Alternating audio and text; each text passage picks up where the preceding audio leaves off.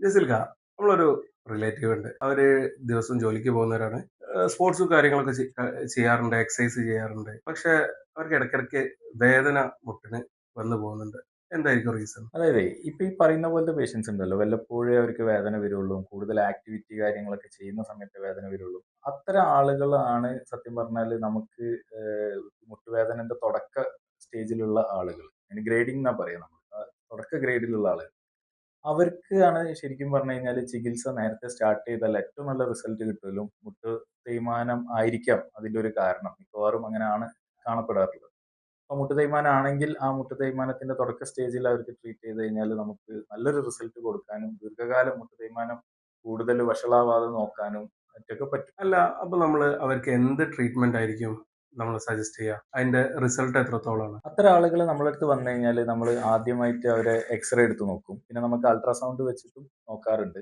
അപ്പൊ നമുക്ക് എന്താണെന്ന് വെച്ച് കഴിഞ്ഞാൽ എക്സ്റേ ഉപയോഗിച്ചുകൊണ്ട് നമുക്ക് ഈ മുട്ട് തേയ്മാനം ആണോ, അതിന്റെ ഗ്രേഡിങ് കാര്യങ്ങൾ അതിന്റെ ചെയ്യുന്നതിന്റെ മുന്നേ ആയിട്ട് നമ്മൾ അവർക്ക് മറ്റ് ഇഞ്ചറീസ് ഉണ്ടോ എന്നുള്ളത് ഉറപ്പുവരുത്തും. മറ്റ് ഇഞ്ചറീസ് ഒന്നും ഇല്ല എന്നുണ്ടെങ്കിൽ മുട്ട് തേയ്മാനം ആണെന്ന് ഉറപ്പുവരുത്താൻ ഉള്ള ഇൻവെസ്റ്റിഗേഷൻസും കാര്യങ്ങളൊക്കെ ചെയ്യും. അതിനുശേഷം നമ്മൾ അവർക്ക് നമുക്ക് ചെയ്യാൻ പറ്റാവുന്ന കാര്യങ്ങൾ ഒന്നെന്ന് വെച്ച് കഴിഞ്ഞാൽ അവർക്ക് അവരെ നടത്തത്തിന്റെ പോസ്ചർ, അതുപോലെ തന്നെ അവരെ മസിൽ സ്ട്രെങ്തനിങ് പോലത്തെ കാര്യങ്ങളിലേക്ക് അഡ്വൈസ് ചെയ്യുക, അതുപോലെ തന്നെ അത് കാണിച്ചു കൊടുക്കുക. റീഹാബിലിറ്റേഷൻ ആവശ്യമാണെങ്കിൽ അതിലേക്ക് അവരെ കൊണ്ടുപോവുക. അതിന്റെ കൂടെ തന്നെ നമുക്ക് അതിൽ ഏറ്റവും പ്രോമിസിങ് ആയിക്കൊണ്ട് നമുക്ക് അവർക്ക് കൊടുക്കാൻ പറ്റാവുന്ന ഒരു ട്രീറ്റ്മെന്റ് ആണ് പ്ലേറ്റ്ലെറ്റ് റിച്ച് പ്ലാസ്മ തെറാപ്പി എന്ന് പറയുന്നത്.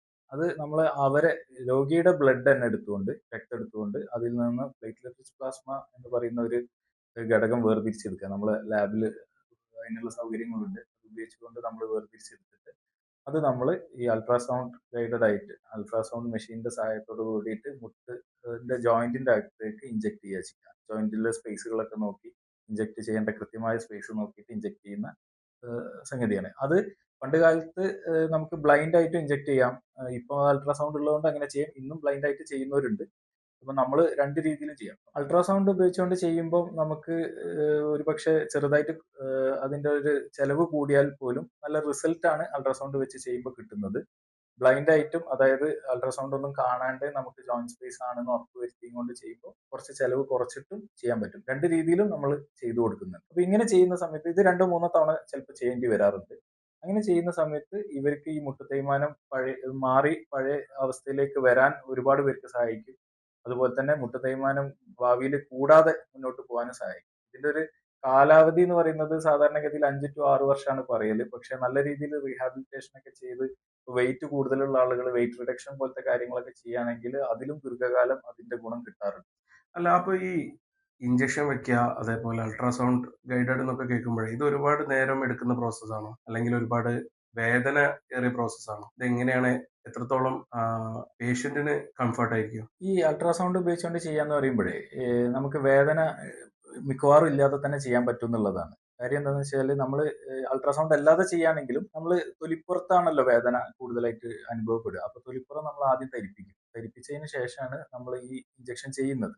അൾട്രാസൗണ്ട് വെക്കുമ്പോൾ പ്രത്യേകിച്ചും വേദനിക്കുന്ന അകത്തുള്ള സ്ട്രക്ചേഴ്സിലേക്ക് തട്ടാതെ നമുക്ക് ഈ സൂചി എങ്ങോട്ടേക്കാ പോകുന്നത് കൃത്യമായി കണ്ടുകൊണ്ട് ചെയ്യാൻ പറ്റും എന്നുള്ളതാണ് അതിന്റെ ഒരു അഡ്വാൻറ്റേജ്. രണ്ടാമത്തെ കാര്യം എന്താണെന്ന് വെച്ച് കഴിഞ്ഞാൽ ഇത് ചെയ്തത് കാരണം വേറെ റെസ്റ്റോ അല്ലെങ്കിൽ ഹോസ്പിറ്റൽ സ്റ്റേ അങ്ങനത്തെ കാര്യങ്ങളൊന്നും ആവശ്യമില്ല. ചെയ്ത അന്ന് തന്നെ ഈ രോഗിക്ക് വീട്ടിലേക്ക് പോകാം.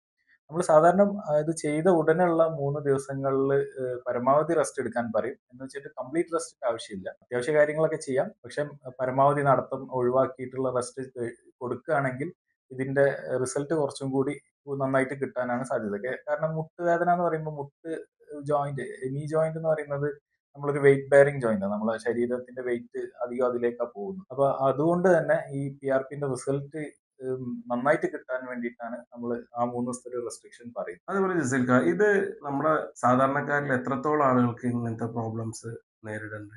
നിങ്ങളൊരു എക്സ്പീരിയൻസ് വെച്ചിട്ട് ഇങ്ങനത്തെ പ്രൊസീജിയർ ഒക്കെ ചെയ്തു പോയിട്ട് അവർ എത്രത്തോളം ലൈഫിലേക്ക് ഹാപ്പിയാണ് വീണ്ടും തിരിച്ചു പോകാനായിട്ട്? എത്രത്തോളം ഈ അസുഖം നമ്മളെ പോപ്പുലേഷനിൽ ഉണ്ട് എന്ന് ചോദിച്ചു കഴിഞ്ഞാൽ പല പോപ്പുലേഷനിലും പല പെർസെൻറ്റേജ് ആണുള്ളത്. എന്നിരുന്നാൽ പോലും ഇപ്പൊ നമ്മളെ മലയാളി സമൂഹത്തെ സംബന്ധിച്ചിടത്തോളം നമ്മള് ഒരു പോപ്പുലേഷന്റെ ഒരു ഷിഫ്റ്റിലേക്ക് പോയിക്കൊണ്ടിരിക്കുകയാണ്. അതായത് നമ്മളെ പ്രായം കൂടിയ ആളുകൾ, ജീറിയാട്രിക് പോപ്പുലേഷൻ കൂടിക്കൊണ്ടിരിക്കുകയാണ്. അപ്പൊ ഇനിയുള്ള വർഷങ്ങളിൽ അത് കൂടുന്നുള്ളതാണ് എക്സ്പെക്ട് ചെയ്യുന്നത്. അതുകൊണ്ട് തന്നെ ഈ മുട്ട് തേയ്മാനം, മുട്ടുവേദന പോലത്തെ സംഗതികൾ നമ്മള് പോപ്പുലേഷനിൽ ഇനിയും സമൂഹത്തിൽ ഇനിയും കൂടാനേ സാധ്യതയുള്ളൂ. അപ്പൊ നമുക്ക് ഇത് യഥാർത്ഥത്തിൽ ഇതൊരു പ്രിവെൻഷനാണ്. നമുക്ക് നേരത്തെ ഇത് അറിഞ്ഞ് ഇതുപോലെ ട്രീറ്റ്മെന്റും കാര്യങ്ങളും ഒക്കെ ചെയ്തു പോവുകയാണെങ്കിൽ ഇവർക്ക് ഇത് വരുന്നത് തടയാനോ അല്ലെങ്കിൽ ഇത് കൂടുതൽ കാലം ഈ പ്രശ്നത്തിലേക്ക് പോകാതെ ഇവരെ നിലനിർത്താനോ നമുക്ക് ഇതുകൊണ്ട് കഴിയുന്നുള്ളതാണ്. സാധാരണ ഇതിൽ നമുക്ക് എത്തിച്ചേരുന്നത് ഈ പ്രശ്നം വഷളായ ആളുകളാണ്. അതുപോലെ സ്ത്രീകൾ അവരുടെ അടുക്കളയിലും മറ്റൊക്കെ ജോലി ചെയ്യുമ്പോൾ മുട്ടുവേദന അനുഭവപ്പെട്ടുകൊണ്ടൊക്കെയാണ് നമ്മൾ എത്തിപ്പെടാറ്, അല്ലെങ്കിൽ പ്രായമുള്ള ആളുകൾക്ക്. അതിന് പകരം നമുക്ക് നേരത്തെ ഇത്